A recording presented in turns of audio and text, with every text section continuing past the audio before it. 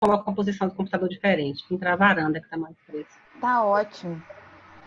Tá. Então, boa tarde a todos. Mais um seminário do Laboratório de Limnologia. Hoje a gente tem o prazer aqui de receber a Ritinha. A Ritinha, ela é bióloga.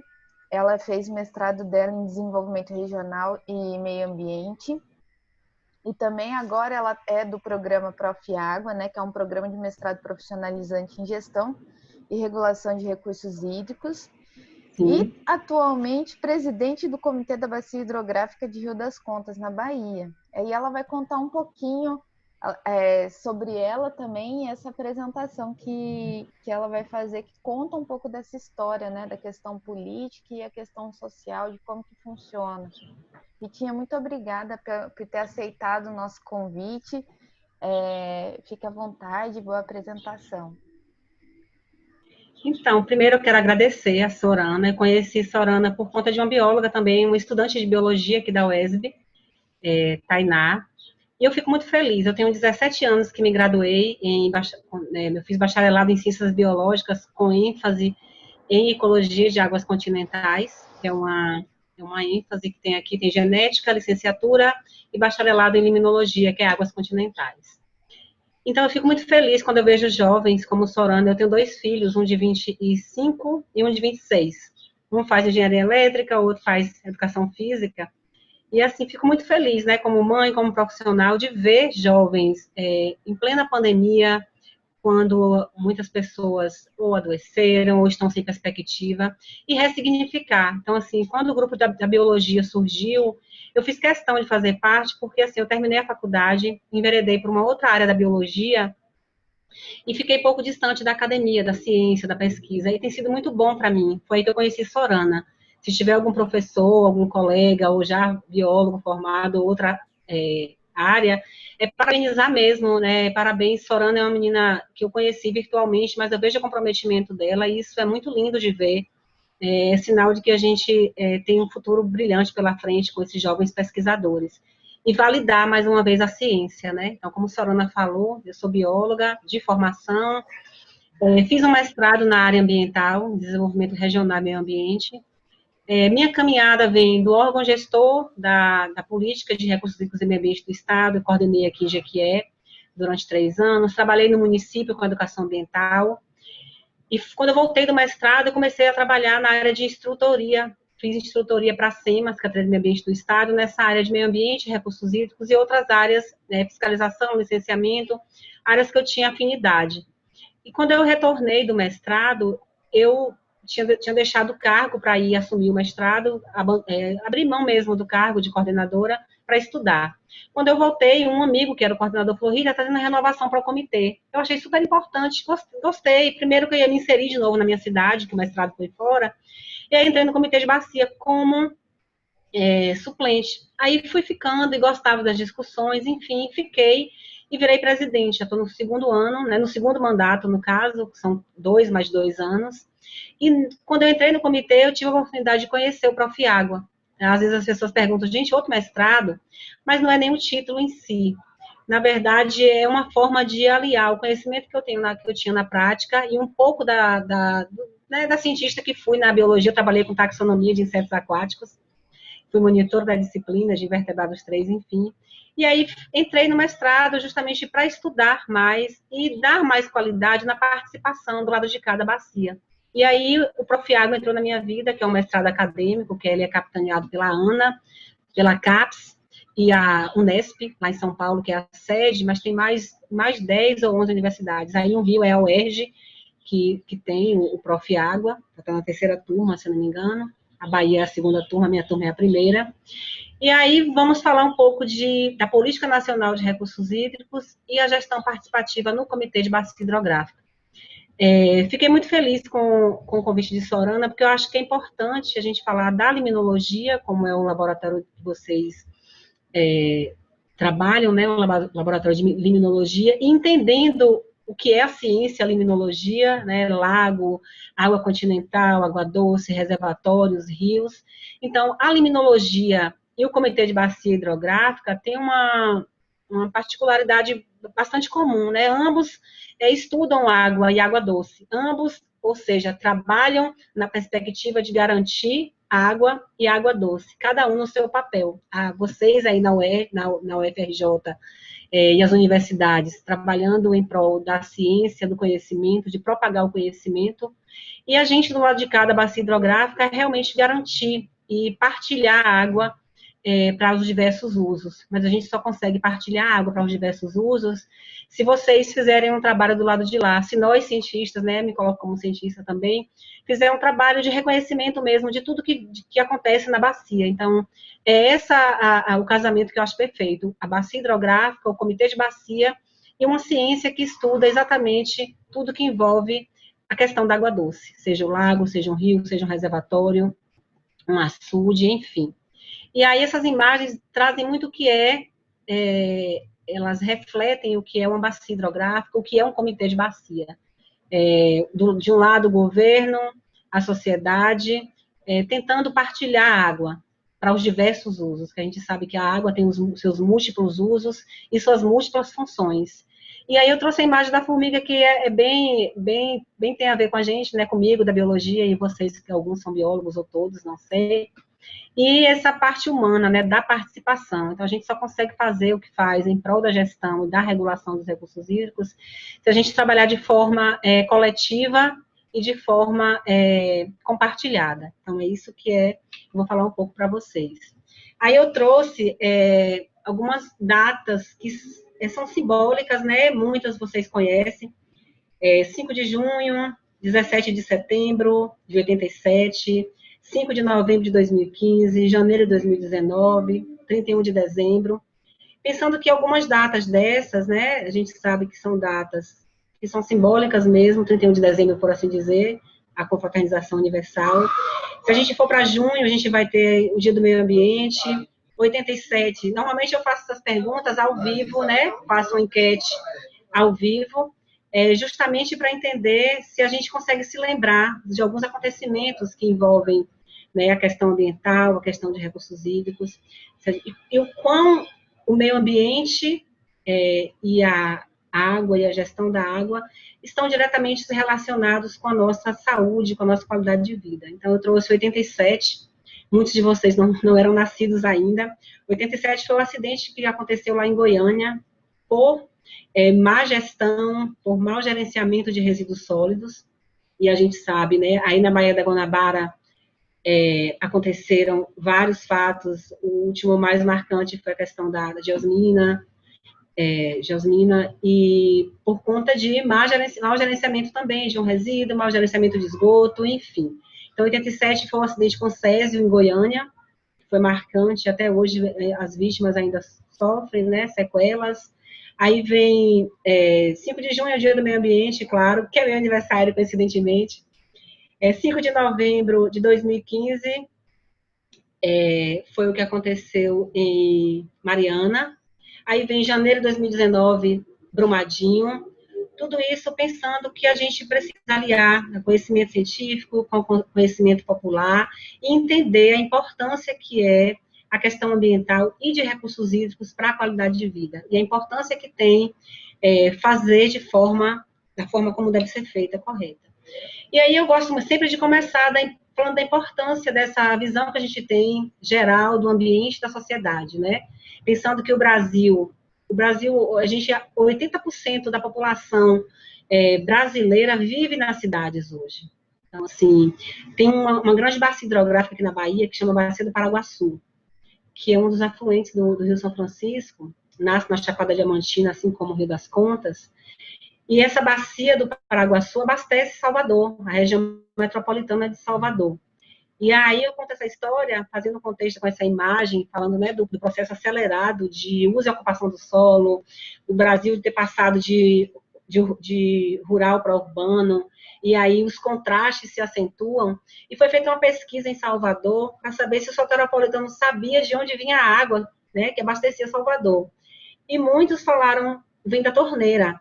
E assim também, certamente, é no Rio de Janeiro, assim é em Jequié, assim acontece nos mais de 5 mil municípios do Brasil. Se a gente for fazer uma enquete com as populações da zona urbana, né, principalmente dos municípios mais urbanizados, certamente um ou outro vai saber onde nasce o rio, de que água vem de algum manancial, mas muitos realmente vão dizer que vem da torneira. Então, assim, isso é um dado muito triste, porque se a gente não consegue entender e compreender essa conexão, a gente não vai conseguir cuidar da forma como deve, né?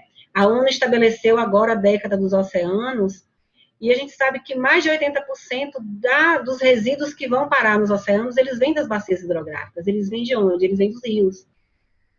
Então, quando a Sorana me falou, eu fiquei assim, puxa, falar de bacia hidrográfica no laboratório, como é que vai ser? Então, assim, eu sinto não ter tido esse contato na universidade. Então, eu só vim saber efetivamente, eu terminei a faculdade em 2003, assim, a dimensão do que é uma bacia hidrográfica, quando eu terminei a faculdade, que eu vim trabalhar. Então, assim, esse contato é importante.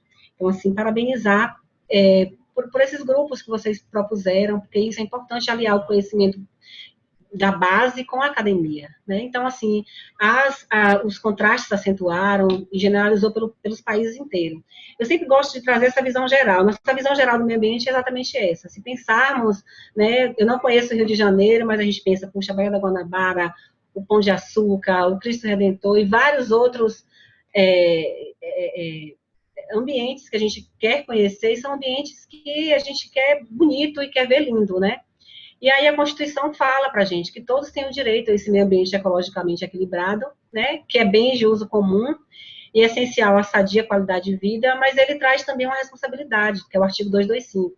Cabe ao poder público e à coletividade, né, cabe a todos, né, o dever de defender esse meio ambiente para garantir vida para as presentes e futuras gerações. Só que tem muito do discurso, só que na prática a gente tem visto que tanto o poder público, em todas as suas esferas, quanto à sociedade, né, que somos cada um de nós, a gente deixa muito a desejar, no sentido de entender o que fazer e como fazer esse meio ambiente ecologicamente equilibrado.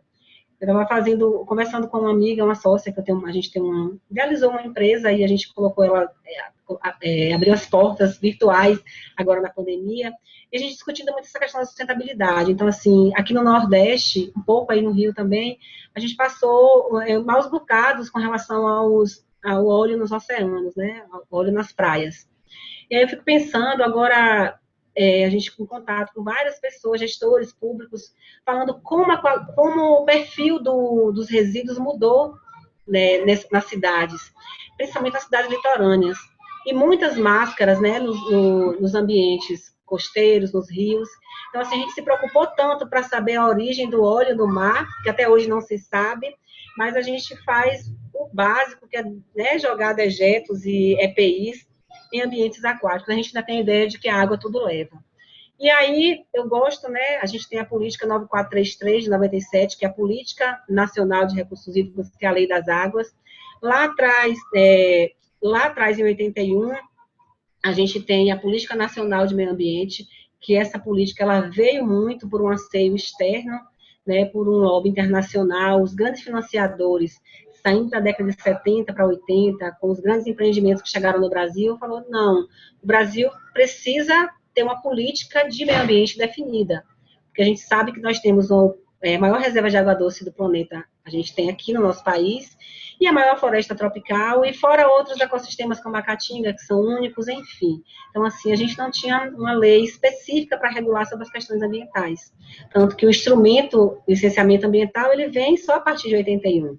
Aí a gente tem também a lei que trata da Política Nacional de Saneamento Básico, que é a 1145 de 2007, que agora já passou por uma reformulação, né? Tem o marco legal de saneamento. Então, assim, falar de água falar de meio ambiente e também é falar de saneamento. Então, tudo está ligado.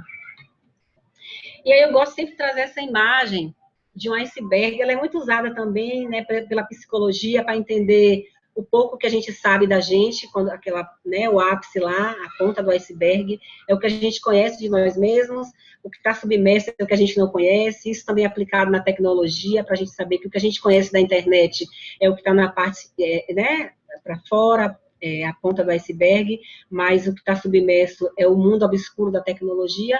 Eu gosto de fazer essa analogia com as políticas, com as leis. E eu trago a ponta do iceberg para falar um pouco da lei, né? O que é que a lei traz e o que realmente a gente se depara na prática. se alguém se sentir à vontade, né, se eu comparar o ápice do iceberg com a parte submersa, o que é que vocês imaginam, né? Digamos que em cima, logo na pontinha do iceberg, tem ali a Política Nacional de Recursos Hídricos, a Lei das Águas. O que estaria à vista e o que a gente não consegue ver da lei? Eu gosto de interação. Fique à vontade. Estão me ouvindo? Gente? Sim, estamos ouvindo. Ah, tá. Fique à vontade se quiserem falar. O que é a parte que a gente consegue ver do iceberg? Se isso fosse a lei, e embaixo seria o quê? E aí, gente, o que vocês acham? Não quero constranger vocês, Pode não, escrever tá? no Só para chat. interagir. Eu sugeriria, pensaria que o que está abaixo, eu acho assim, pensando que quem está falando é Rayane, que o que a gente não vê, que está por trás das políticas, é toda a questão social, a desigualdade, as diferenças de classe, de acesso à informação. Então, acho que as políticas muitas vezes homogeneizam as situações, né, que são muito variadas e muito diversificadas em todo o território nacional. Enfim. Perfeito. Alguém mais? Então, repete seu nome. Rayana, né? Eu sou Rayane. Rayane, muito grata, viu? Então, é exatamente isso, Rayane. A política, as leis de uma forma geral, elas são concebidas tanto por iniciativa né, do legislativo ou do executivo, né? Às vezes elas vêm de cima para baixo, outras vezes essas leis elas vêm por um anseio popular, ou também, como eu citei, a Política Nacional de Meio Ambiente, por iniciativa externa de outros entes, que saem internacionais, como que aconteceu. Então, a lei, ela vem com a missão, ela vem para disciplinar nossa conduta. O bom seria, eu sempre digo, que se não, sempre digo não, costumo dizer, que se a gente não precisasse de leis para disciplinar nossa conduta, seja ela social, seja ela ambiental, que o direito ambiental, ele é difuso, ou seja, de todos, não é de ninguém, não é um direito para garantir só a um determinado público ou a população, diferente, né, das outras leis, que é a lei ou da criança e do adolescente, ou o estatuto do idoso, enfim. Então, assim, a lei vem para disciplinar a nossa conduta, trazer ordem. E aí ela vem com seus objetivos bem definidos, com seus instrumentos, diretrizes, princípios, tudo muito claro. A lei, como você falou, Rayane, ela homogeneiza mesmo. E aí a lei também, ela vem lá em 97, a gente tem o Código das Águas da década de 30, mas ela traz a integração, ela fala que deve ser integrada, que a política de recursos ela diz que a gente precisa integrar. Mas como é que a gente vai integrar mais de 5.000 municípios? Como é que a gente vai integrar vários estados com características peculiares, né? Que são as peculiaridades locais? Como é que a gente vai descentralizar? A lei diz que ela precisa haver a descentralização. Mas a própria lei, a própria Constituição diz que água, quem legisla com relação à água é o Estado e a União, é a dupla dominialidade. Então, os municípios ficam de fora. Justamente porque um rio não nasce, não deságua no município só, ele ultrapassa mais de um município, então, logo, o Estado toma conta. Então, enfim, como é que você descentraliza? Os gestores municipais falam, não, mas a água é Estado e União, então não vou tomar conta de água, eu tomo conta do meio ambiente. E aí, peculiaridades estaduais, que a gente sabe que temos muitas, entre estados e dentro do mesmo estado. Aí a lei fala de integração, mas como é que a gente consegue integrar a academia e a política partidária? Infelizmente, isso também envolve essas questões todas. Aí, como é que a gente trabalha o estímulo à pesquisa, para se conhecer a bacia, e a lei diz que a bacia hidrográfica é a unidade que se planeja um território, né? E a lei fala, eu coloquei até em destaque, em vermelho, a lei fala da participação popular. Mas a gente ainda embora a Constituição traga o princípio da participação, do controle social, a gente ainda tem aprendido muito a participar, ainda. A gente participa pouco e a nossa participação não é tão efetiva quanto deveria ser. Então, assim, eu gosto dessa imagem porque é exatamente isso que reflete para mim. O que a lei traz de forma crua, né, eu sempre falo nua e crua, e o que realmente a lei quer abarcar e a gente não consegue. Fora os instrumentos que a gente não conseguiu efetivar na sua totalidade até hoje, desde 97. E aí a nossa política de recursos hídricos, ela decorre realmente da evolução legislativa no tratamento da água, ou seja, como deve ser concebido e tratada a água. Lá no Código Civil de 16, tinha uma seção que versava sobre o regime e a utilização da água. A água já foi propriedade particular, hoje não mais, né? O Código das Águas de 34 dividiu a água em pública, comum e particular, e teve como principal objetivo regulamentar a água simplesmente, e ainda hoje a nossa política de recursos hídricos, a Lei das Águas, que ela é uma evolução da política de recursos hídricos da França, ela foi muito, copiou-se muito o modelo francês, a água dotada de valor econômico. Então, ainda hoje, se a gente for comparar a política de águas com a política de meio ambiente, ela é muito utilitarista. Então, a água como recurso dotado de valor econômico. Então, muito pelo que ela proporciona, pelos seus múltiplos usos. Né? Então, assim, o Código Penal previa crime para quem envenenasse ou, de alguma forma, impactasse ou poluísse a água. Por que isso? Né? Se a gente for fazer um recorte das principais legislações ambientais, tem muito origem no sul e sudeste, principalmente Rio e São Paulo.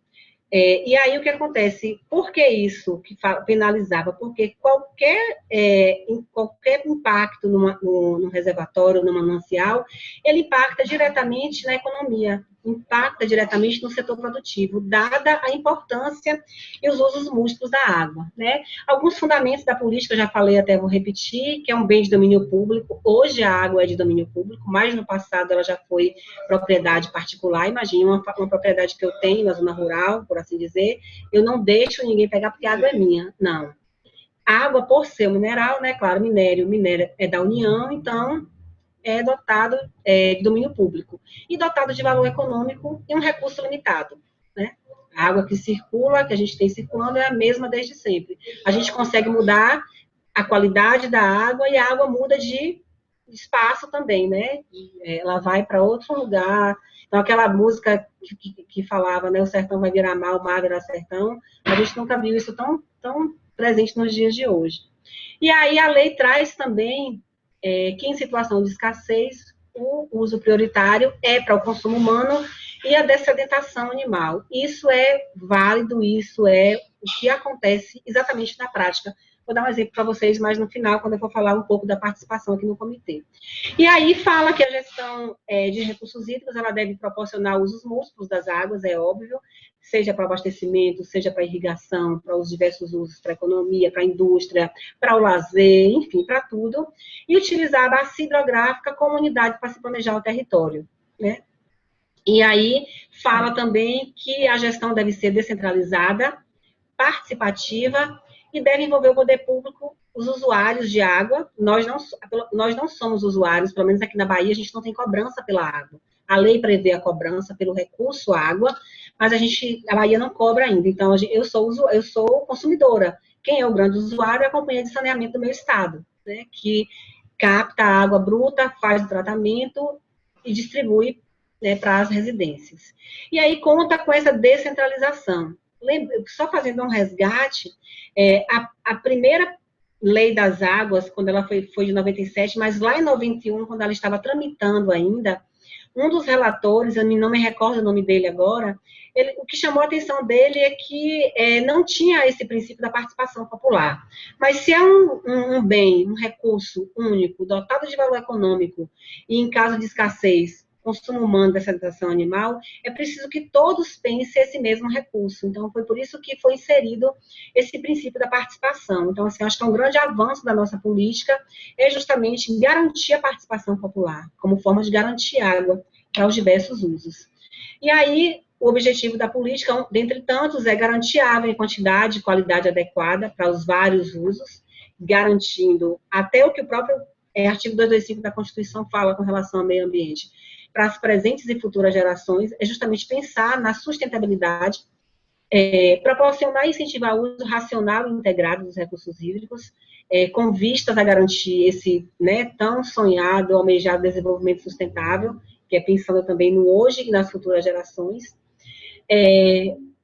promover a prevenção e a defesa contra eventos hidrológicos críticos de origem natural ou decorrentes de uso inadequado dos recursos naturais.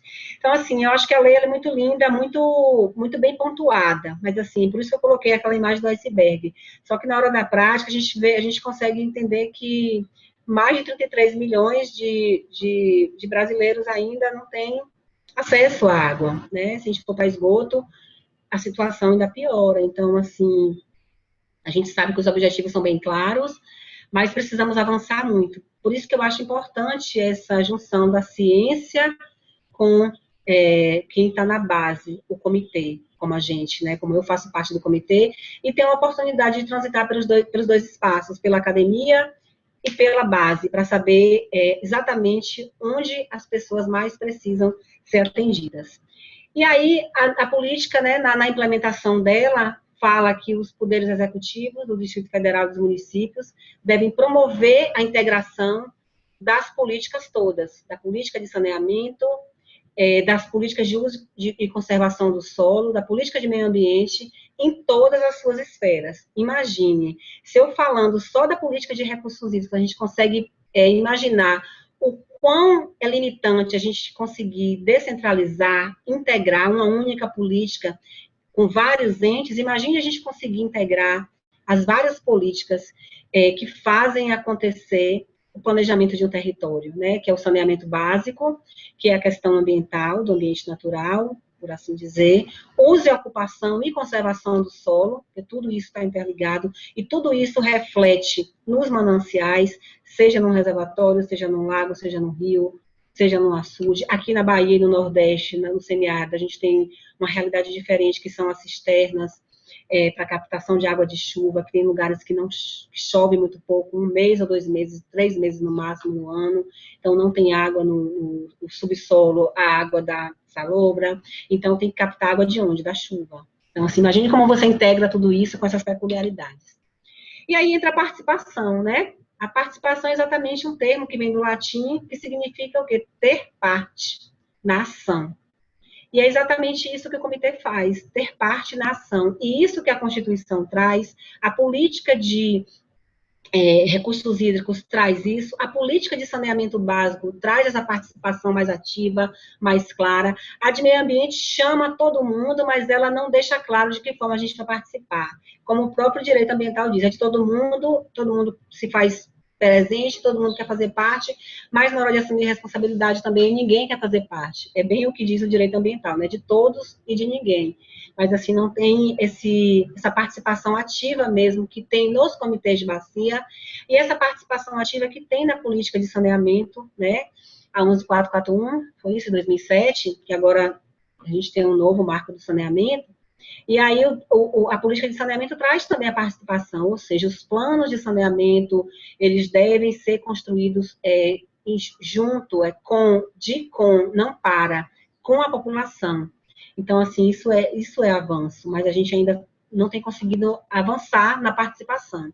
E aí o artigo 1º do fundamento, né, nos fundamentos da 9433, que é a Lei das Águas, diz exatamente isso. A gestão dos recursos hídricos deve ser descentralizada e contar com a participação do poder público em todas as esferas, embora na própria lei fale da dupla dominialidade da água, por ser um minério que é União e Estado, mas no Comitê de Bacia, né, o município ele participa ativamente e deve participar, porque nos municípios também que a vida acontece. Então, assim, de alguma forma, o município não legisla com relação à água, o município não libera outorga para o uso da água, mas o município deve prezar pela qualidade, né, da água, dos mananciais, enfim, e a participação da comunidade. E eu gosto de trazer também um elemento que, na verdade, não é um elemento, é uma agenda, que é a Agenda 2030 da ONU, que traz também, no ODS 6, né, a Agenda 2030 trata dos Objetivos de Desenvolvimento Sustentável. Seria uma outra aula, que é uma evolução dos ODMs, Objetivos de Desenvolvimento do Milênio. Então, em 2015, a ONU entendendo, um dos grandes documentos que os ODMs trouxeram, tinha a Agenda 21, que a gente tinha que cumprir uma série de metas até o século 21. Ele chegou e a gente pouco avançou. Aí, em 2015, em algumas reuniões de cúpula, foi concebida a Agenda 2030, né? Ou seja, chegar em 2030 sem deixar ninguém para trás. São 17 objetivos, com mais de 130 metas a serem cumpridas. Então, um dos objetivos que a ONU preconiza na Agenda 2030 é o ODS 6, que é água potável e saneamento. E na meta 6.b, ele fala exatamente da participação, né? Apoiar e fortalecer a participação das comunidades locais para melhorar a gestão da água e do saneamento. Então, assim, é uma conquista, é importante, e a gente, eu acho que era para ter tirado, gente, me perdoe, eu não tirei, mas eu vou deixar. É só porque eu fiz uma apresentação falando um pouquinho da participação, e foi um evento de um comitê de bacia do Espírito Santo. E os participantes falaram justamente entre outros temas, falaram dessa gestão para e gestão com. Então, assim, falar em gestão de recursos hídricos é pensar nessa gestão com todos, não para todos, algo que venha de forma vertical, né? E falou-se também que a água se conecta com tudo, e de fato a água se conecta com tudo mesmo.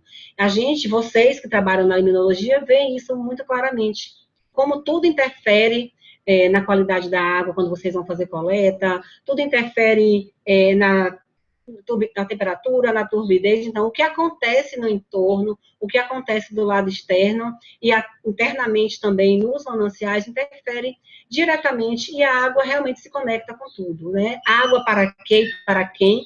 A gente precisa entender isso quando vocês fazem os trabalhos, quando a academia faz os trabalhos, para entender os bioindicadores, para entender os organismos que estão presentes ou não naquele ambiente aquático. É preciso entender que aquilo ali precisa ter vida, e tanto para atender a demanda interna do manancial, quanto para atender externamente, né? Porque a água, ela tem a sua função social. Então, está em nossas mãos o futuro de um lugar. E eu sempre digo isso, quanto comitê, quanto bióloga, e vejo vocês do lado de lá também, do lado que vocês estão, né? Que realmente está em nossas mãos o futuro do lugar que a gente ocupa. E o lugar é a bacia hidrográfica. E aí a gente precisa ser propositivo. Eu sempre gosto de falar isso quando eu falo de participação. Temos embates, eu sempre eu gosto de ser justa. Se eu tiver que falar algo com o poder público municipal, poder público estadual ou federal, que a gente tem alguns reservatórios que são federais na bacia, eu tenho que falar mais de forma propositiva, não só a crítica por si só. Então, assim, pensar também na representação, na questão do comitê, né, representação e representatividade. Eu estou no comitê Rita, mas eu não represento Rita, meu CPF.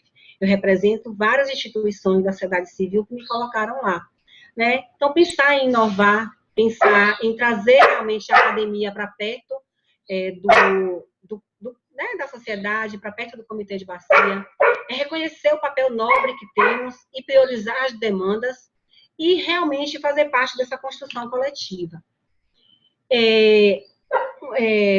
Tem também essa questão dos conflitos, foi falado, muito se falou com relação aos conflitos pelo uso da água, né? A gente tem a biologia, a sociologia, a hidrologia, a hidráulica, e se fala muito isso. Então, talvez a academia, na biologia, menos isso, mas como a ciência que trata a questão da água, né, a hidrologia e a própria política de recursos hídricos, ela foi concebida muito com o olhar da engenharia, então se pensa muito pouco na gestão dos conflitos, nessa comunicação, nessa empatia, para fazer valer realmente o que deve ser feito com relação à água e aos conflitos pelo uso da água. E aí, eu trago um pouquinho da política de meio ambiente, que fala da compatibilização, né, do desenvolvimento econômico e social com a preservação da qualidade do meio ambiente.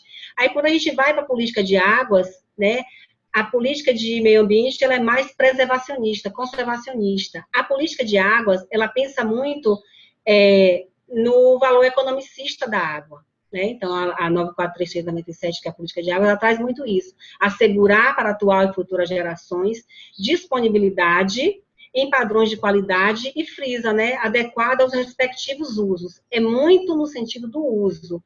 E o meio ambiente, a gente vai mais para o lado de preservação mesmo. Aqui eu falei lá na frente, e aí a participação na bacia hidrográfica do Rio das Contas, né? O Rio das Contas, ele nasce lá em Piatã, na Chapada Diamantina, é uma imagem de uma dissertação da professora, de uma professora da universidade aqui da UESC, que é a PET, e ela traz um pouco da ilustração do que é a bacia, né? Nasce lá em Piatã, na Chapada Diamantina, e vai até Itacaré. Então, eu sempre falo, quem não conhece a Chapada, mas já ouviu falar. Itacaré também. Itacaré é um ponto turístico aqui na Bahia. Então, a nossa foz é em Itacaré. E essa outra imagem, à nossa direita, é justamente o retrato do que é um comitê. O comitê, a ONU traz como o parlamento das águas. Ou seja, a gente consegue ver vários atores, de gestores públicos, de prefeitos, empresários, a populações ribeirinhas, populações quilombolas que fazem parte da bacia. Então, assim, é esse parlamento das águas que a gente faz valer para garantir realmente a gestão e a regulação das águas na bacia. E uma das funções primordiais do comitê é mediar conflito pelo uso da água, né? E a gente se depara muito com isso. O problema não é a seca, mas é a cerca. Ainda assim, a água sendo de domínio público, a gente consegue encontrar essa realidade em alguns locais, pelo menos aqui na Bahia a gente vê isso. As pessoas impossibilitam o trânsito, né, para que os outros não busquem água, para que não seja distribuído água de forma equilibrada a todos, e não entendendo que a água realmente é de domínio público e deve ser garantida para todos e todas. E aí, a nossa bacia tem uma população de mais de 1 milhão de habitantes. A bacia do Rio das Contas é a maior bacia da Bahia, em termos de extensão territorial, só perde em quantidade de municípios para a bacia do Rio Paraguaçu, que eu falei, que abastece a Chapada Diamantina e o polo, né, a região metropolitana de Salvador. Tem 55 mil quilômetros quadrados, ou seja, a bacia do Rio das Contas abarca 10% do território baiano. Da nascente até a foz são 550 quilômetros, e limita-se com alguns rios e também com o Oceano Atlântico, no caso, quando chega em Itacaré. A bacia a gente tem, lá no Alto Contas, à esquerda, vocês vão ver lá em verde, né, um verde mais escuro, que é onde nasce, é um pouco de cerrado. Na região do Médio Contas inteira, 70% da bacia é caatinga, e mais uns 10% da bacia, quase 10% é cerrado, 70% é caatinga, e o restante da bacia, que é já caminhando para a Foz, Itacaré, que é a região de Mata Atlântica, que é próxima ali, Ilhéus, a Costa do Cacau, quem conhece. E aí a gente tem vários usos na bacia, né? A gente tem caprino, ovino, a gente tem 3 mineradoras grandes na bacia, inclusive uma das mineradoras, aí no Rio de Janeiro tem também, que é a INB, Indústrias Nucleares do Brasil, que é a extração, a mina a céu aberto a lavra a céu aberto de urânio, aqui em Caetité.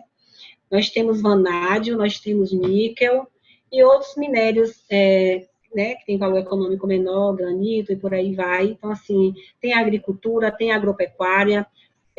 O maior impacto da bacia do Rio das Contas, penso que seja de grande parte das bacias hidrográficas do nosso país, realmente é o lançamento de esgoto in natura nos seus mananciais. Então, esse é um problema recorrente na bacia, principalmente em esses municípios todos desse mapinha que vocês estão vendo aí, todos esses enumerados, é exatamente onde, esse trecho azul, é exatamente onde passa, o rio passa dentro das áreas urbanas, e é onde realmente acontecem os maiores impactos na bacia, por lançamento tanto de esgoto doméstico quanto de esgoto industrial, né? A maioria das cidades, os polos industriais, eles se formam próximo aos mananciais, justamente porque reduz custo, e porque é mais próximo dos ambientes aquáticos. Então, ou seja, tanto para captar quanto para lançar os efluentes, eles só têm a ganhar e a gente só tem a perder, né, quando não tem uma gestão eficiente. E aí, eu falei, as atribuições do Comitê de Bacia, qual o poder de decisão do Comitê? A principal decisão do Comitê é justamente aprovar o plano de recursos hídricos da bacia. um plano de bacia como se fosse um plano diretor para o município, né? Ou um plano plurianual, ou um plano de educação, enfim, mas para a bacia hidrográfica. Então, é o diagnóstico completo da bacia. Nesse nosso plano da Bacia do Rio das Contas, teria um outro contrato que seria o cadastro de usuários da bacia. Só que, por conta de uma reformulação e como forma de reduzir custo, o governo do estado retirou o cadastro de usuários desse contrato. Então, a empresa que fez o plano, ela fez apenas o plano em si, né, com diagnóstico, prognósticos e planos, programas e projetos. Qual a importância desse cadastro de usuários? A importância é saber quem usa a água da bacia e para que usa e quanto usa. Então, se a gente não consegue medir, a gente não consegue gerenciar. Então, assim, foi uma lacuna do plano, mas isso vai ser retratado depois, posteriormente, segundo falaram, né, o plano acabou de ser aprovado agora, junto com a proposta de enquadramento.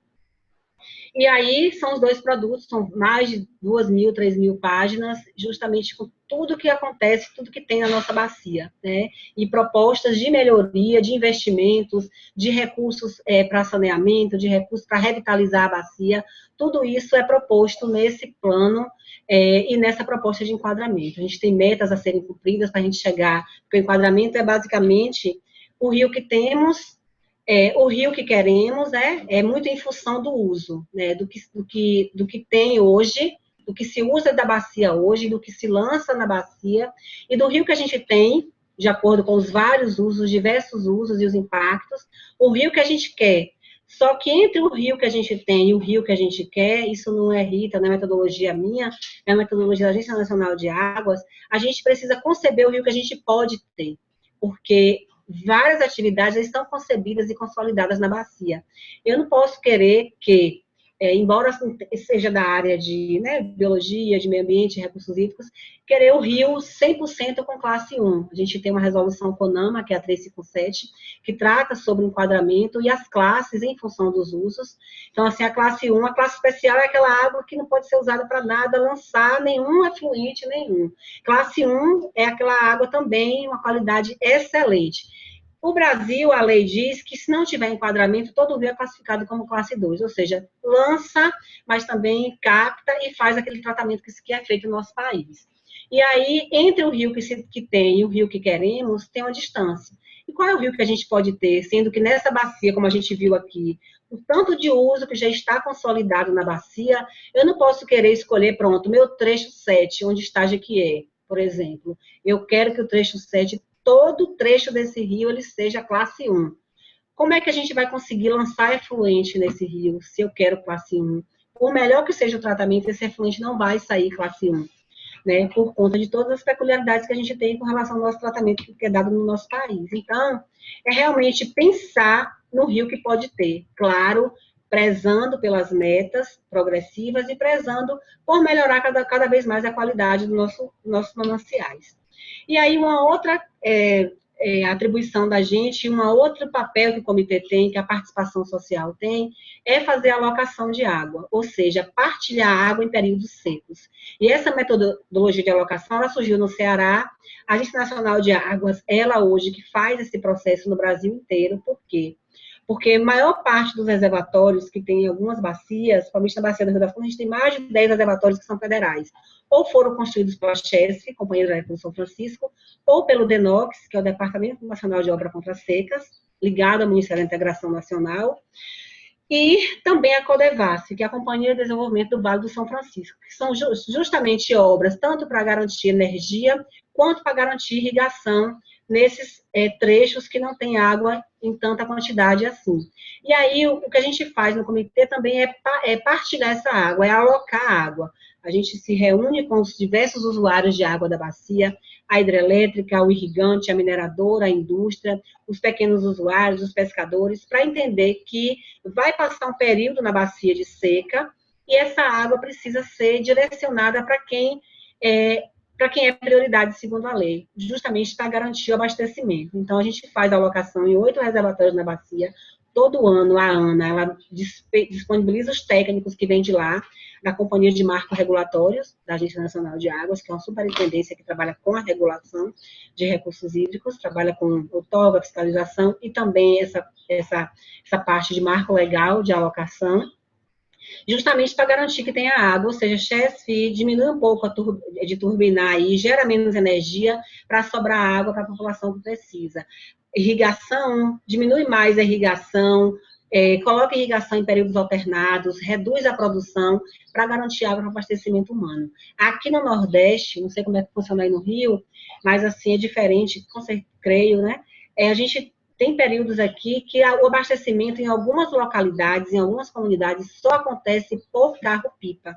Então, sobrecarrega mais ainda alguns reservatórios. Então, assim, é toda uma dinâmica que tem, por serem rios intermitentes, por serem mananciais intermitentes, que em período de seca não tem água, e quando seca, seca, então tem que encontrar alternativas. Então, o comitê tem esse papel importante. Né? Todo ano a gente faz a alocação, e aí eu trago um pouco, vou só voltar, né? Vou deixar aqui antes de ir para aquela tela, por quê? A importância dessa junção da academia com o comitê. Na Bacia do Rio das Contas nós temos uma cadeira de titular, que é da Universidade Estadual aqui, todas as bacias praticamente, eu acho que aqui na Bahia tem representantes da universidade, inclusive tem professores da universidade que são presidentes de comitês. Aqui na Bahia temos 14 comitês de bacia hidrográfica.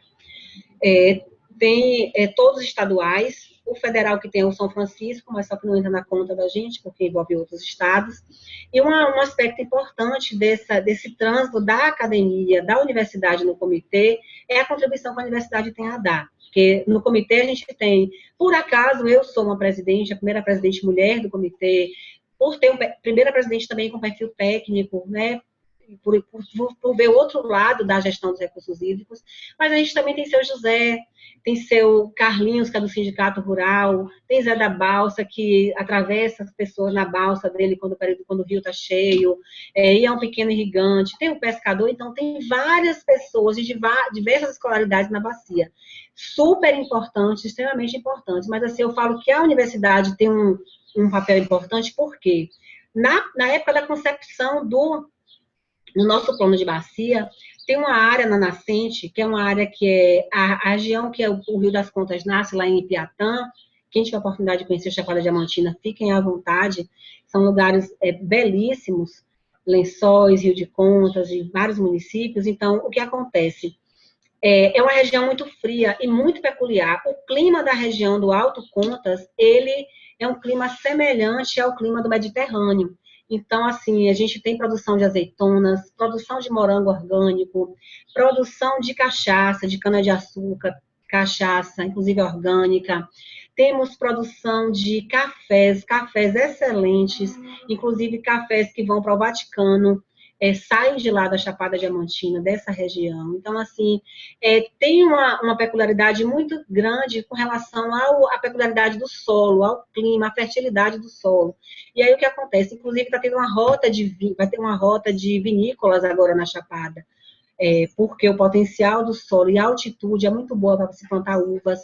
E lá começou a abrir uma nova fronteira agrícola. Então, por conta da atuação do comitê e da universidade dentro do comitê, foi descoberta lá na nascente, uma região bem peculiar, bem única, uma espécie de piabinha, então foi batizada como Astyanax piatensis, porque só tem ela unicamente naquele lugar. E foi justamente nesse lugar da nascente que um grupo japonês queria plantar batata semente, ou seja, construir um reservatório grande, plantar batata semente para servir de agropolo, para servir de matriz para um agropolo que tem na região de Mucugê, na Chapada.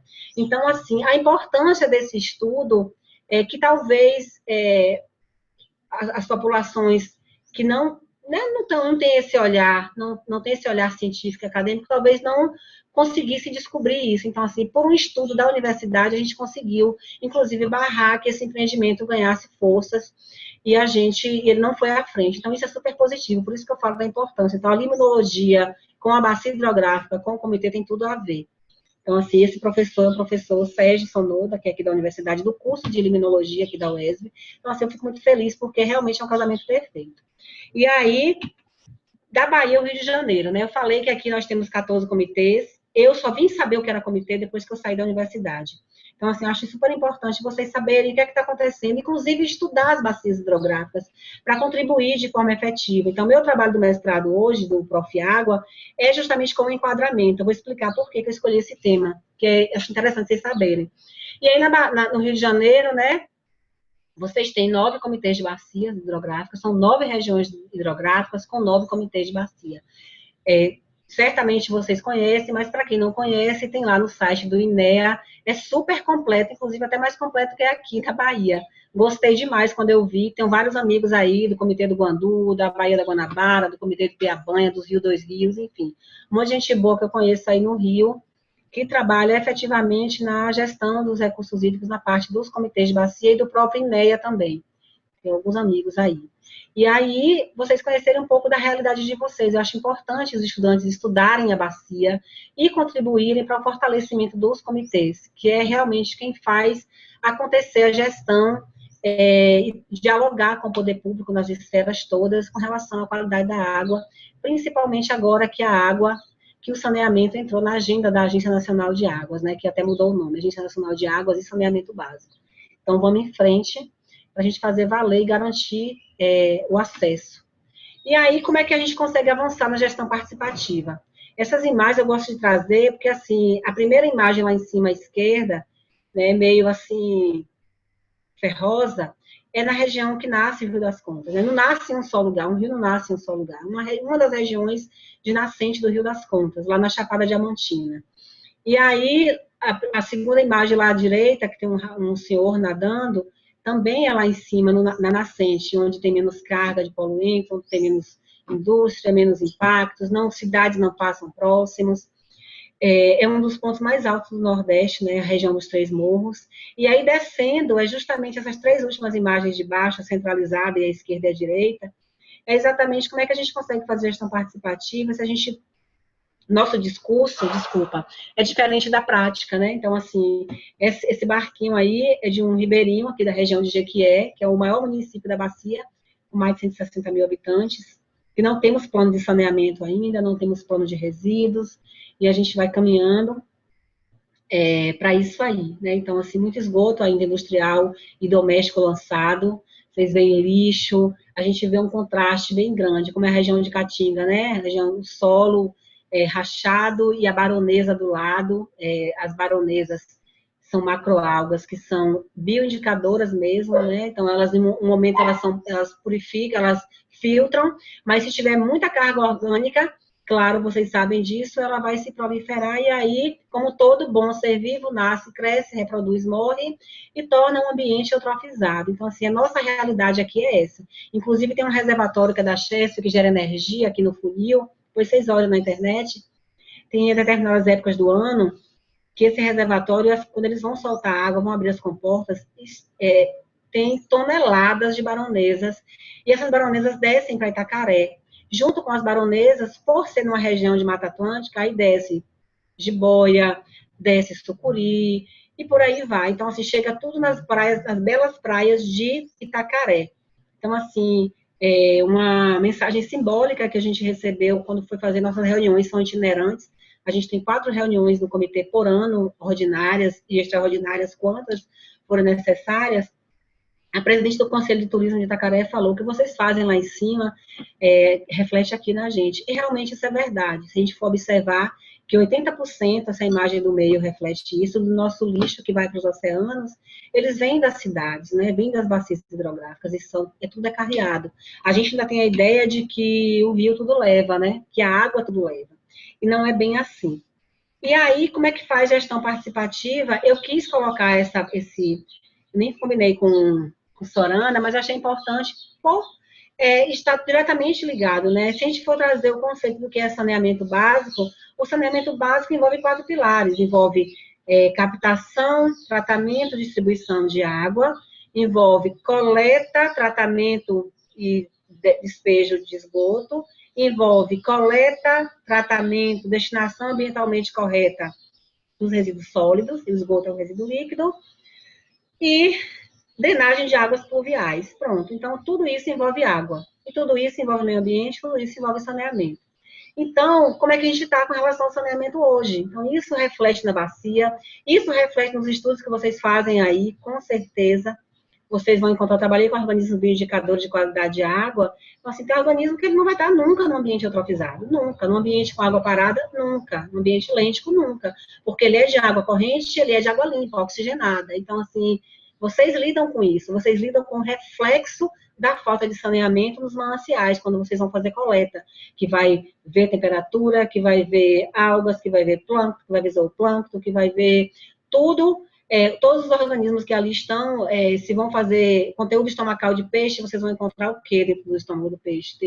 Aqui já foi encontrado esparadrapo no conteúdo estomacal de uma traíra, que é um peixe, né, que é um predador de água doce, e os peixes se adaptam, como nós, seres humanos, os organismos se adaptam. Então, num ambiente que muita carga de esgoto, muita carga orgânica, então eles vão se adaptando. E aí, hoje a gente tem que apenas 6% da rede de água e esgoto é gerido por empresas privadas, isso é um dado. 15 mil mortes e 350 mil internações por ano em decorrência da falta de saneamento básico.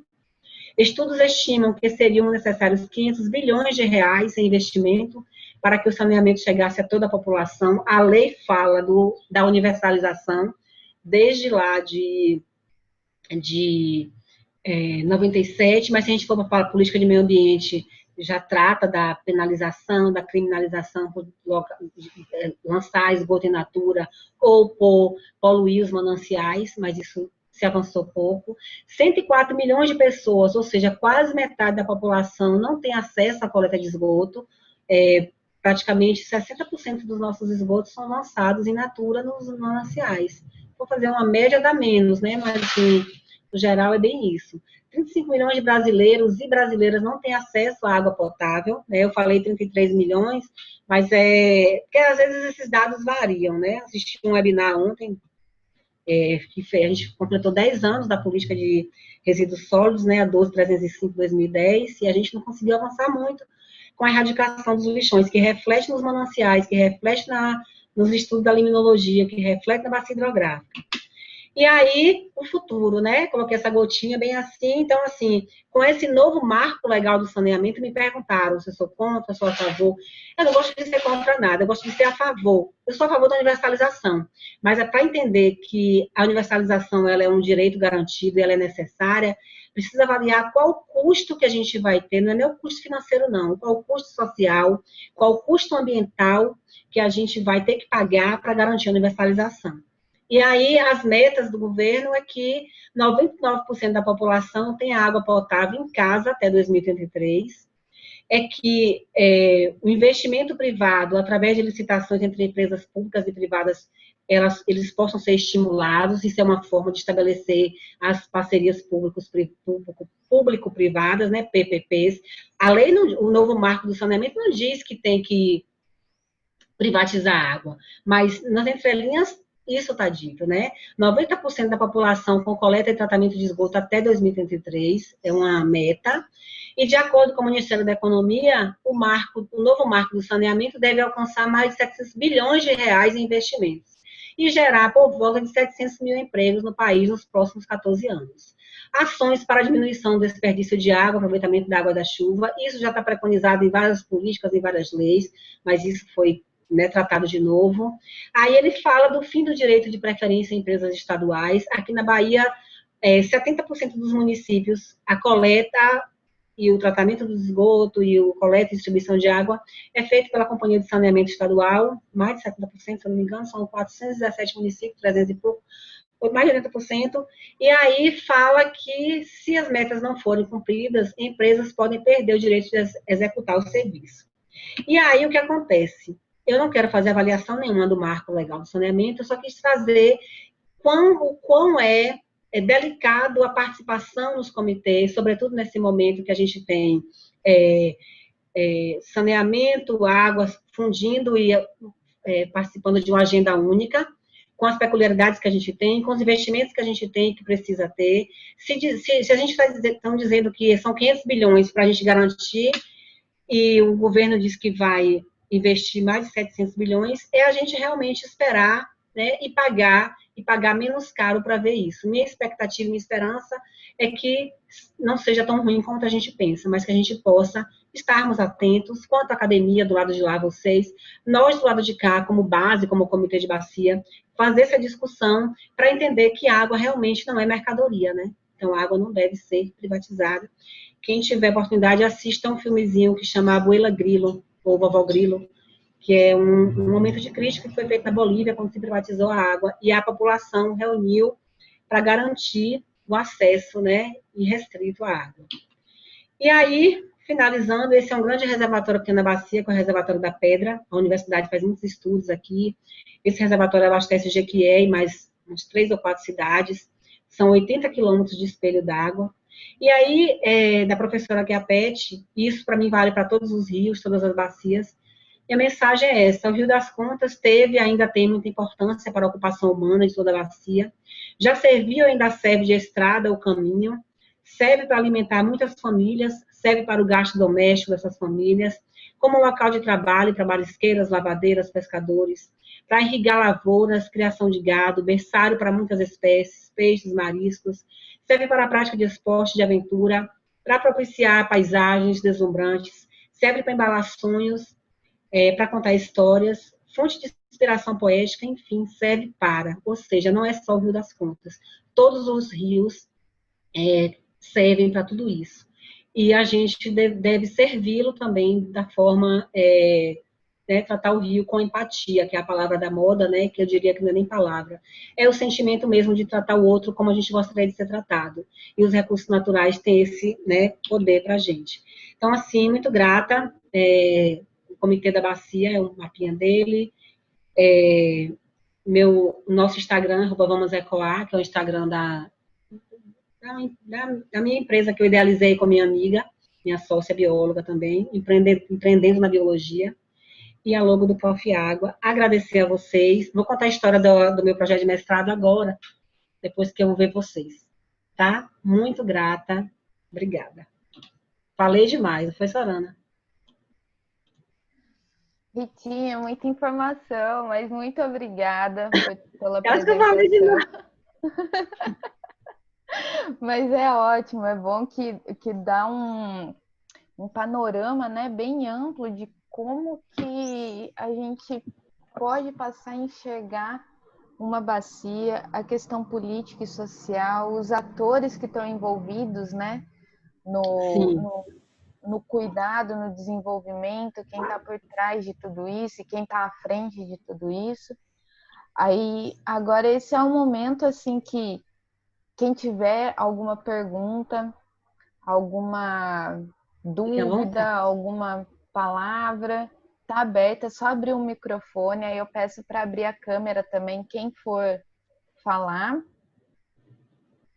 E fiquem à vontade. Vamos ver o chat.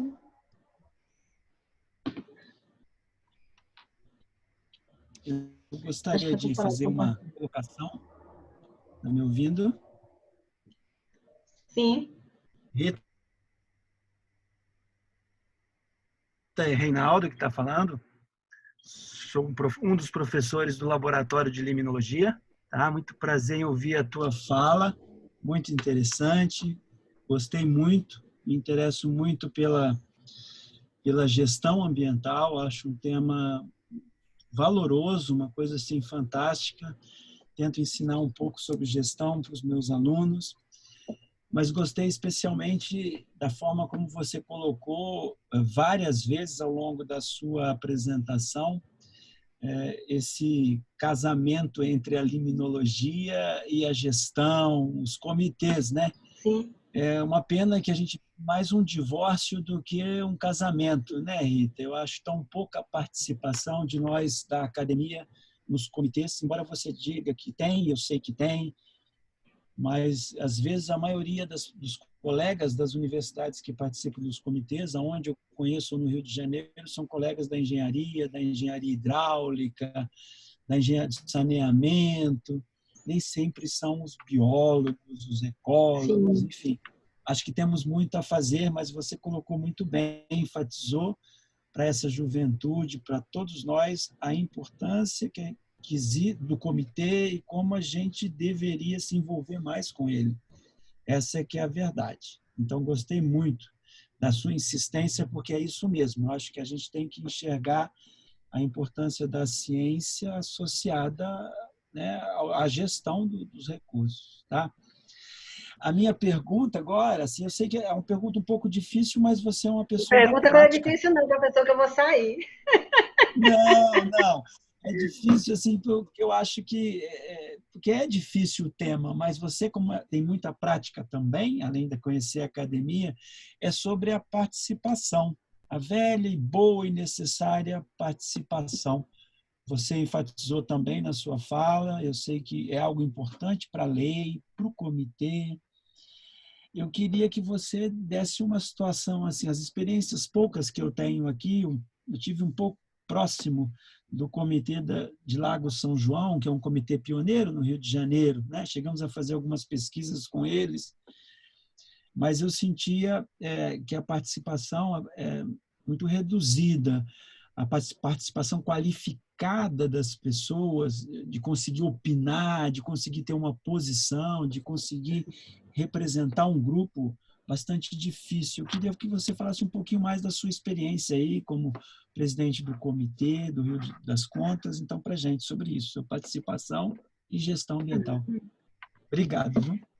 Obrigada, professor. Primeiro, eu me sinto honrada, né? Eu estou tanto tempo fora da universidade, fico feliz por essa conexão que um estudante aqui de Jequié me proporcionou, foi aí que eu conheci a Sorana, então, assim, eu fico muito feliz de poder estar voltando, né? O mestrado, por ser um mestrado profissionalizante, ele também é meio que um pouco diferente, né? Não é como o mestrado acadêmico que eu fiz, que eu fui bolsista do CNPq e ficava o tempo inteiro na universidade. Esse mestrado é mais diferente. Então, eu não tenho esse pé na universidade como eu gostaria de ter.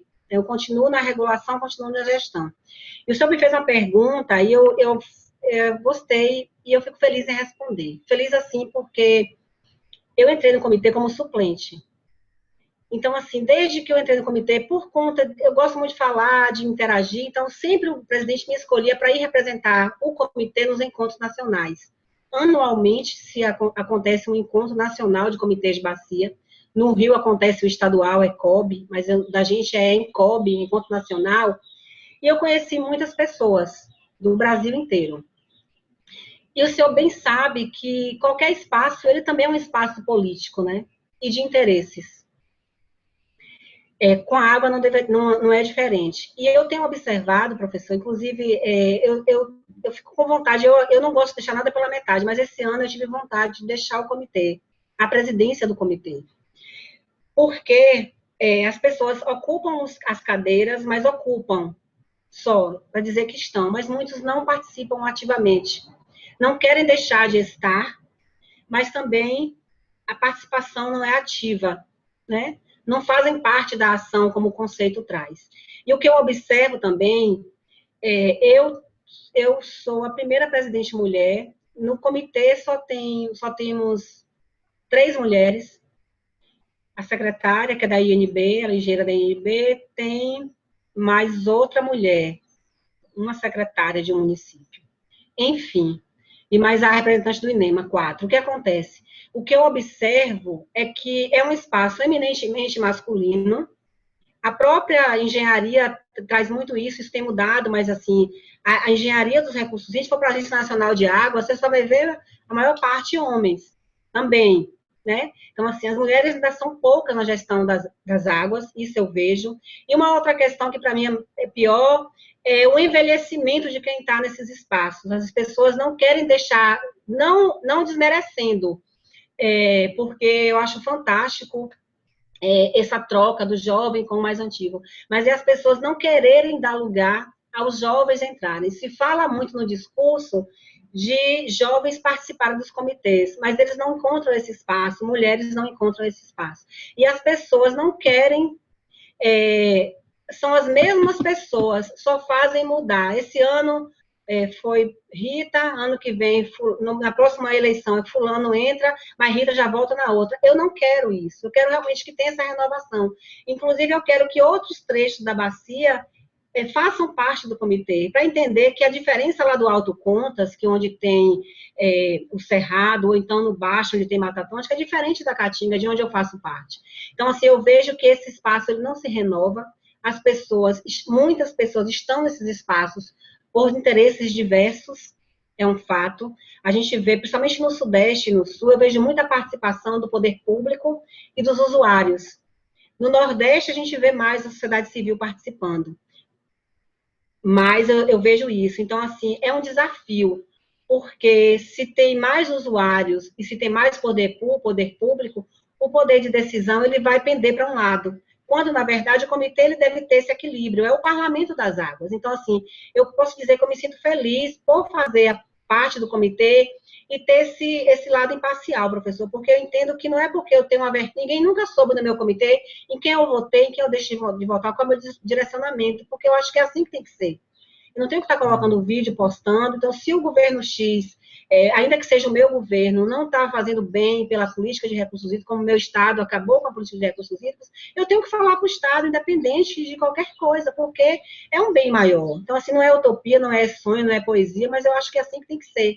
Então, para você ter uma ideia, só para fechar, eu fui punida por esse jeito incisivo meu. Então, eu fui escolhida para representar a Bahia no Fórum Nacional de Comitês.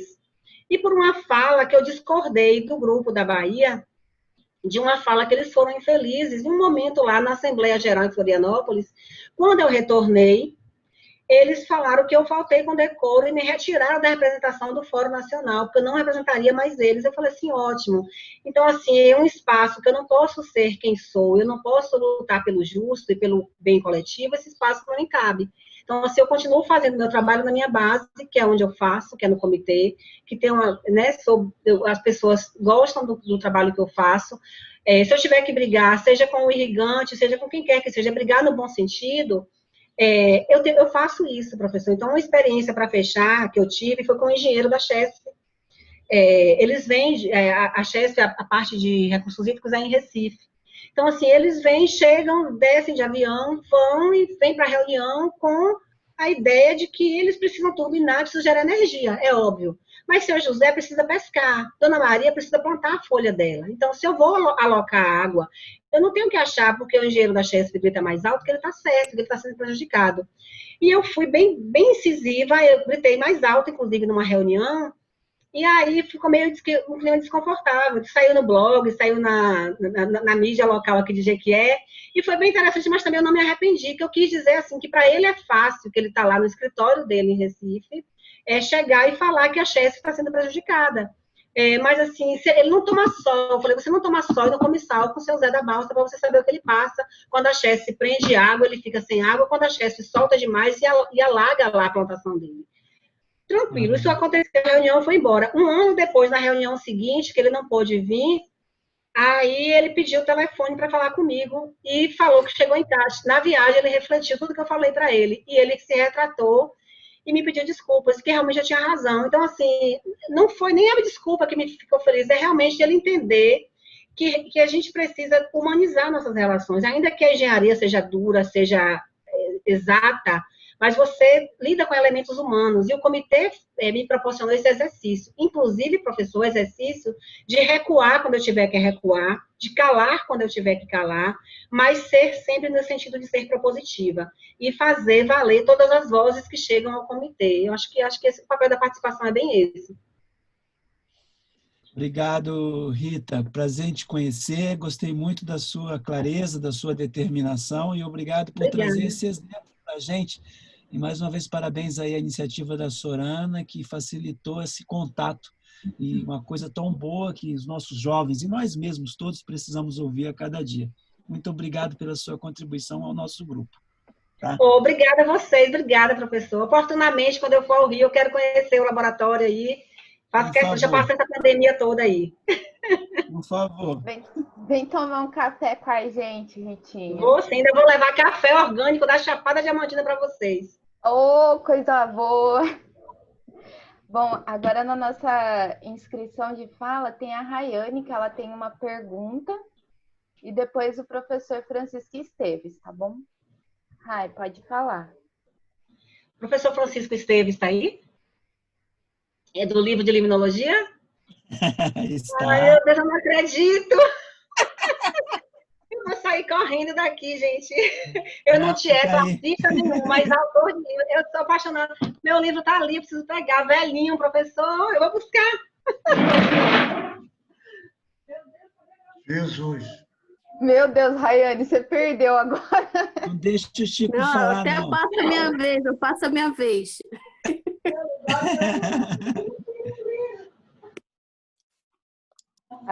Só para aproveitar que a Ritinha, que enquanto ela saiu, a Tainá que me Meu apresentou a marido arrumou a Ritinha. biblioteca, eu não estou achando, mas eu ia pegar meu livro, sim. A Rayane Desculpa. passou até a vez dela pro Chico falar agora. Ô, Rai, faça isso não. Ô, Rita, parabéns pela Olá. apresentação e parabéns por ter aceito o convite da nossa colega aqui do laboratório e dizer que eu gostei muito e eu me sinto muito presente na sua apresentação porque eu participo de uma bacia hidrográfica da gestão. Participei mais, agora menos, da bacia hidrográfica do Rio Macaé. Não sei se já ouviu falar. É um Sim, rio sim. que no norte do estado do Rio de Janeiro tem importância devido à bacia de Campos. Ele fornece água para a bacia de Campos, para toda a cadeia produtiva do petróleo e também para cerca de 500 mil. Enfim, é muito parecido com o seu, seus corpos e tudo mais. Mas o que eu queria fazer mais era um comentário, não uma pergunta. Sobre a questão do marco do saneamento, que você muito bem falou. Ah, sim. Olha só, meu conflito como limnólogo. Antes da votação, há cerca de 2 meses no Parlamento Brasileiro, a imprensa sempre ovacionou que vai gerar emprego, vai gerar Sim. isso, vai gerar aquilo.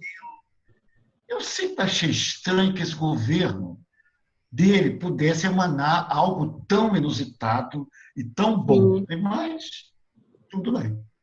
Aí um colega Uhum. nosso, que todos nós aqui conhecemos, José Luiz de Ataíde, o apelido dele é Coca, da Federal do Rio Grande do Norte, organizou uma live com os melhores especialistas em saneamento. Olha, esse marco é o maior fiasco para o povo brasileiro, uma catástrofe. Eu fiquei apavorado, eu nem dormi de noite. Simples, simples assim. Hoje, uma analogia que foi feita que me marcou. Hoje nós temos, com a privatização na Bahia, tinha aquela da telecomunicação da Bahia, Telebahia, não era? Tinha uma Bahia. Uhum. O Rio de Janeiro tinha privatizou. Hoje nós temos a Vivo, a Oi, a TIM e outras. Então, se tacar a Oi, você vai para onde? Para a TIM. Se vai para a TIM, você vai. Com o marco regulatório, por 50 anos, você vai pagar esgoto, o tratamento de esgoto, sem nenhum controle, para uma empresa. Você vai ser freguês dele, ou seja, você, teu filho e teu neto. Sim. Você será refém dessa empresa. Isso é uma coisa. Segunda coisa que eles falaram é que em nenhum lugar do mundo, com exceção de uma cidade na Finlândia, esse modelo deu certo. Exatamente. Eu fiquei apavorado. Mas eu estava suspeitando que realmente desse governo a gente não pode esperar nada grandioso. Nada, Mas é verdade. logo nessa questão de saneamento, que é uma questão tão crucial, essa questão de saneamento é tão grave que eu tenho trabalhado agora na Universidade Federal do Rio de Janeiro, no campus que ela criou na cidade de Macaé, com médicos. E por influência minha, segundo eles passaram de trabalhar com doenças negligenciadas para trabalhar com ribeirinhos do Rio Macaé. E qual é a conclusão das pesquisas que eles têm no momento? Mas que deixa a gente muito assustado. Os ribeirinhos de Macaé, não sei se é o seu caso, na Amazônia, o ribeirinho são culturas tradicionais, que já são a milésima geração. Eles estão acostumados com o nível da água que sobe, que desce, né? O chamado pulso de inundação. No Rio Macaé, são brasileiros que vieram. Aliás, muitos da Bahia, Sergipe, Pernambuco, Ceará, da Baixada Fluminense, a busca de mercado de trabalho na cadeia do petróleo e não encontram. E eles vão aonde? Morar no Wagner, às margens.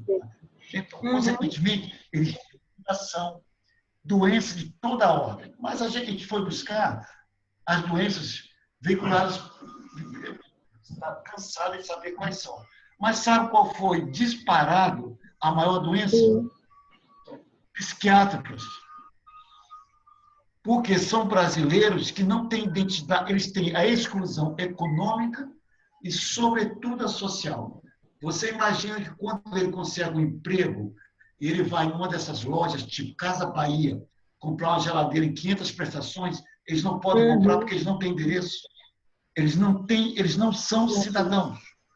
Como na Grécia Antiga, que tinha os nobres, os artesãos e tinha o resto, são brasileiros que fazem parte do resto. Então, em Macaé, hoje nós sabemos, pelo trabalho da professora Glaucia Valadares, que ela trabalha com essa parte, ela mudou até de linha. A maior taxa de suicídio na cidade de Macaé são dos ribeirinhos, sobretudo dos jovens de 13 a 22 anos. Tudo ligado à questão água. Então, dado novo, com a medida em que o cientista sai da sua bancada, o ecólogo, o liminólogo, sai da sua bancada, que é tão, que a gente fala da sua zona de conforto, que é tão sólida, segura, e vai trabalhar com os ribeirinhos, você se defronta com a nova realidade. Você passa a questionar sua própria existência até como cientista. Eu, pessoalmente, mudei completamente meu modo de ver a bacia hidrográfica. Realmente. Mas é verdade. E agora, é só isso aí que eu queria colocar, a minha experiência e minha visão, e mais uma vez parabenizá-la pelo excelente trabalho que você desenvolve. Eu imagino os conflitos e os que você vivencia nas simples reuniões, porque o Rio gerenciar a bacia hidrográfica, gerenciar conflitos. Em Macaé, eu lembro que o Rio Macaé tinha um tributário minúsculo, que tinha um pastor, supostamente pastor, queria construir uma igreja, que ele fazia culto para 500 pessoas, queria fazer. Aí eu mostrei para ele, se cada pessoa, 500 pessoas, se metade, 250 é xixi, cada xixi que se preze são 200 ml, multiplica quanto que é no rio de esgoto, de efluente, plano 1. Se fizer plano 2, o pastor ficou apavorado, desistiu do projeto. É verdade, professor. O senhor falou certo. Agradecer, né? Que honra. Eu fui procurar meu livro, meu esposo mudou a posição aqui dos livros, eu vou demorar se eu for achar. Eu conheci o senhor em São Carlos, quando eu era estudante de biologia. Minha professora aqui da UES, que trouxe o curso para aqui, que é Dora, Maria Auxiliadora Leal Sandes, levou a gente para um encontro no Broa. No Broa. Eu era novinha ainda. E aí a gente foi para aquele seminário na represa do Broa.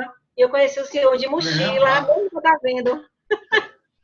O senhor obrigado pela lembrança. Pois é. Aí eu tenho seu livro aqui, ó. Parabéns pelo trabalho, mais uma vez. Obrigado. Obrigada. Só voltando aqui para a questão do saneamento, aqui na Bahia, eu quis me abster de comentários, porque o foco não era o saneamento, mas acaba que a gente desemboca no saneamento, porque a água está tudo interligado. Aqui na Bahia, são 417 municípios, 310, quem toma conta é a Companhia de Saneamento do Estado, a Embasa, né, nossa companhia. Desses 310 municípios, apenas 10 municípios são autossuficientes, ou seja, os outros todos não se pagam. Aí eu penso do lado de cá, qual é a empresa privada que vai querer tomar conta? É o subsídio cruzado. Qual empresa privada que vai querer assumir algo que não dá lucro? Né? São municípios deficitários. Exatamente. E aí a gente tem um exemplo, não sei se vocês conhecem Itabuna, na Bahia. Itabuna, o rio Cachoeira passa dentro de Itabuna. Itabuna, o problema foi tão sério que a água do mar estava misturando com a água doce, estava chegando água salgada nas torneiras, enferrujando as tubulações.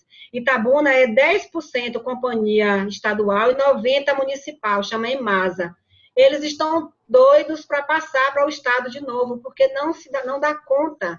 Itabuna, em determinadas épocas do ano, o mau cheiro toma conta da cidade, do bairro mais nobre de lá, que chama Beira Rio, que é um bairro que o rio, os prédios estão todos de frente para o rio, muito bonito, por sinal, mas só que não conseguem dar conta de tratar o esgoto e de cuidar como deve. Então, me preocupa realmente como se fosse universalizar, né, a palavra linda, universalizar, que a própria lei traz, e nunca se investiu nisso. Como é que agora uma empresa privada, empresas privadas vão investir em algo que não dá lucro? Então, é algo para a gente se pensar e realmente discutir.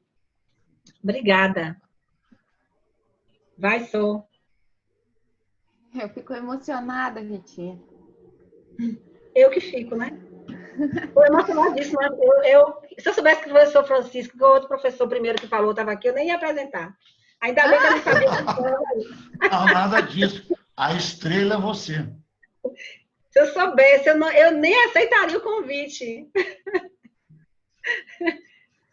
Foi surpresa essa, hein? Agora a Rayane.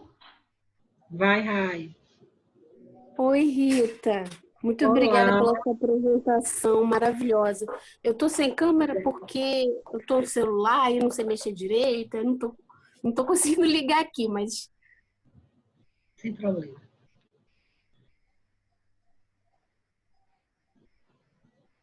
Ih, ficou silêncio, Rai. Ela apagou o Tá mutado, Rai.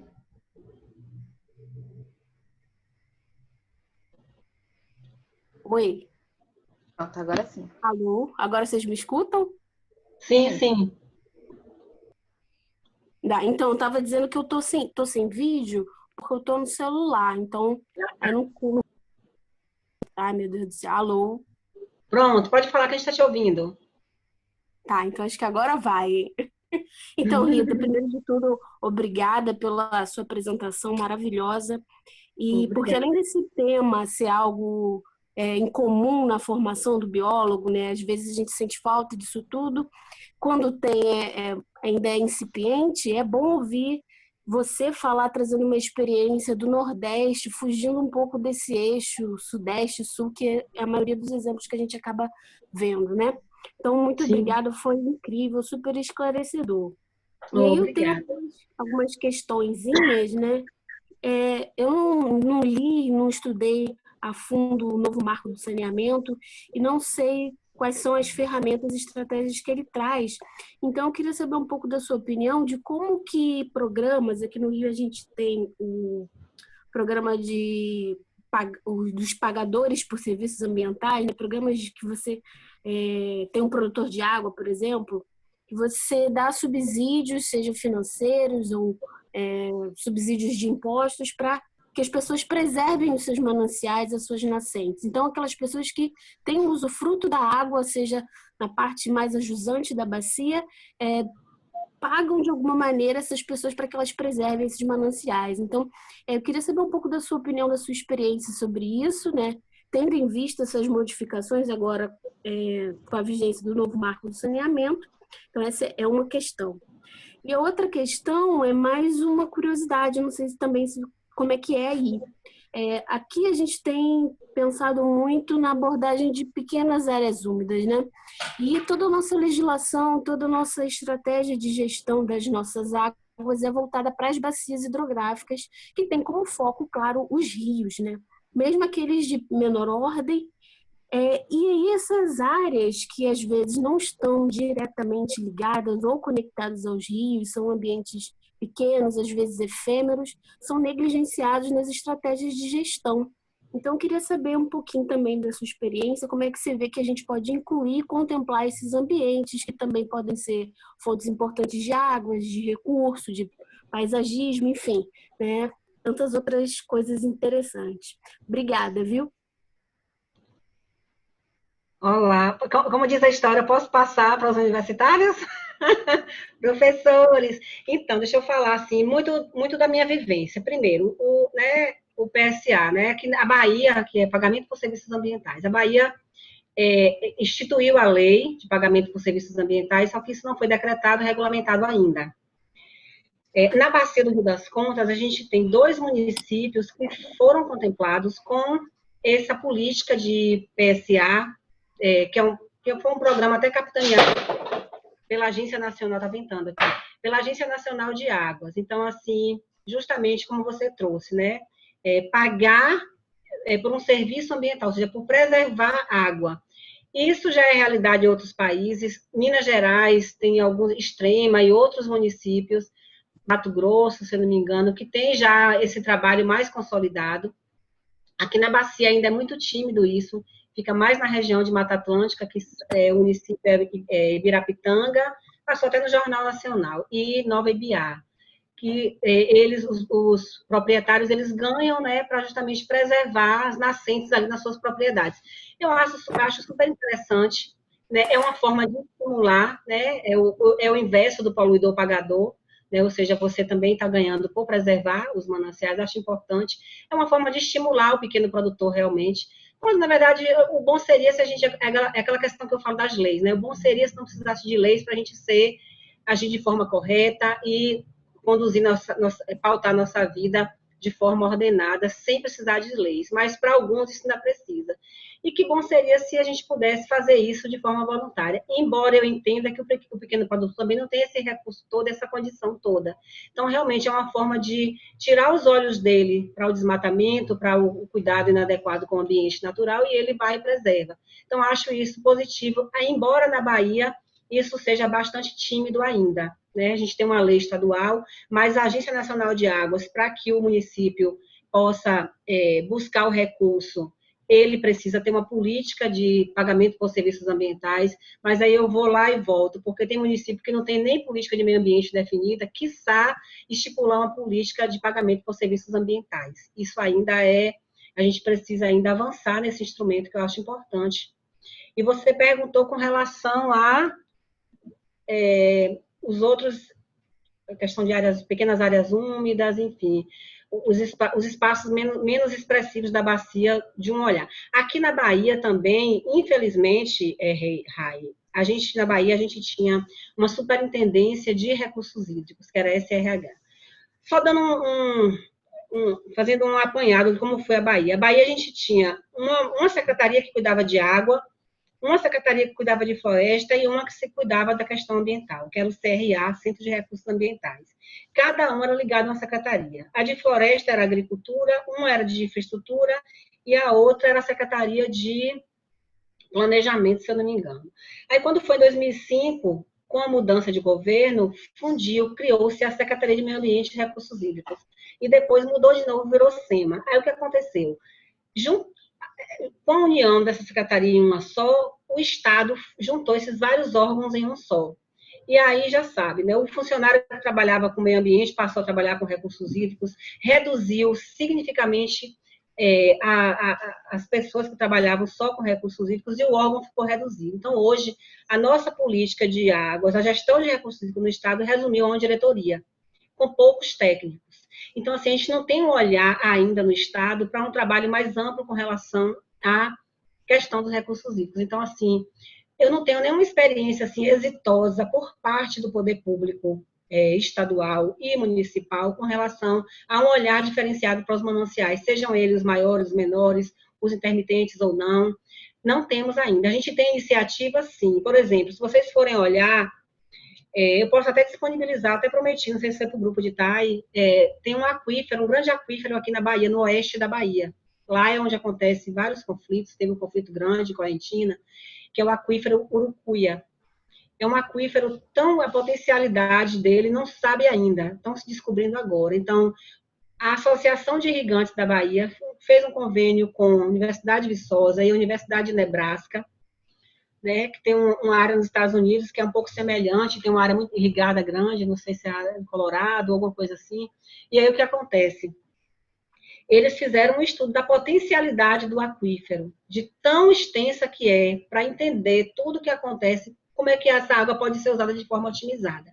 Então, a gente tem algumas iniciativas privadas, mas, assim, em termos de Estado, a gente ainda precisa avançar, principalmente quando se trata de água subterrânea. A gente ainda tem muito pouco ainda. Então, assim, eu não sou a excelência para dar sugestões ainda nessa pauta, mas eu vejo como importante também, quando se fala, a política fala, né, a 9433 de 97, fala de cobrança pelo uso da água, ou seja, cobrar pelo bem ambiental água, e todo recurso oriundo da cobrança, quer dizer, resguardando os percentuais para administração, para o gerenciamento, enfim, os recursos devem ser revestidos em revitalização, em estudos, revitalização, e menos impacto na bacia. Então, assim, a gente não tem cobrança, então a gente tem poucos trabalhos e um olhar ainda muito tímido com relação aos mananciais. A nossa linha de frente mesmo do plano de recursos da Bacia do Contas foi atacar o saneamento. Então, a maior parte de investimento na bacia hoje é em saneamento básico. E a gente tem na Bahia também um aspecto que é preocupante, que é áreas propensas à desertificação. Então, assim, são vários municípios, dos 417 na Bahia,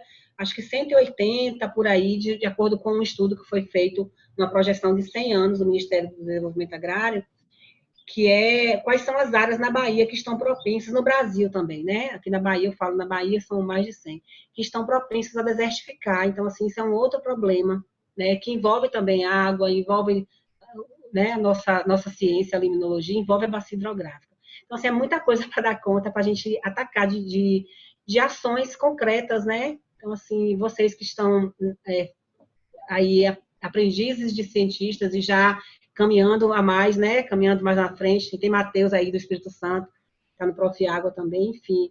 Tem muita coisa boa para a gente estudar e propor. Nessa linha, né? Do saneamento, das áreas úmidas. Não sei se eu respondi. Acho que enrolei, não respondi, não foi? Ai, professores, me ajuda. Não, foi ótimo, muito obrigada. Bom, por enquanto, aqui no chat ninguém mais se pronunciou para poder falar. Eu acho que o Matheus queria falar alguma O coisa. Matheus falou que o livro do professor Francisco é nosso receituário, e é verdade. Eu estudei a vida toda, tive que comprar de presente, inclusive o meu marido que me deu.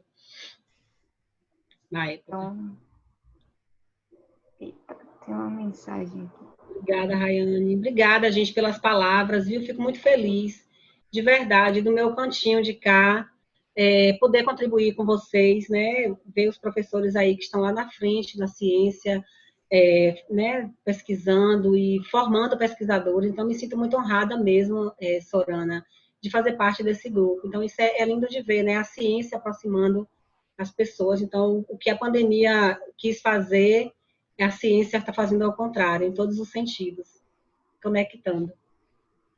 Sim. E estou à disposição sempre, tá? Rita, muito obrigada pela participação, obrigada pelo aceite do convite, obrigada pela troca. Temos o contato, obrigada a todos que participaram desse momento aqui. E eu acho que é isso, né? Nos encontramos na próxima terça-feira. Podemos ligar as câmeras para tirar uma foto. Ah, ótimo, acho bom. Obrigada, Tainá, pela conexão com Sorana, Matheus e todos aí da UFRJ. Gratidão a vocês. Tirou a foto? 1, 2 e... Foi. Prontinho. O Helder não apareceu. ele tá camuflado. Ele entrou depois. Então, coloca ele. Pronto. Obrigada, gente. O Rai não conseguiu ver a câmera agora. Pergunta de novo, Rai.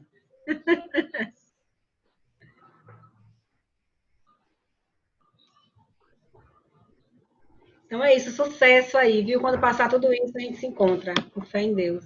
Obrigada. Vou para Bahia. Obrigada, professor. É um prazer, satisfação conhecê-lo, viu? Nada, obrigado. Eu que agradeço. Uma honra para mim, vocês aí, senhor e professor.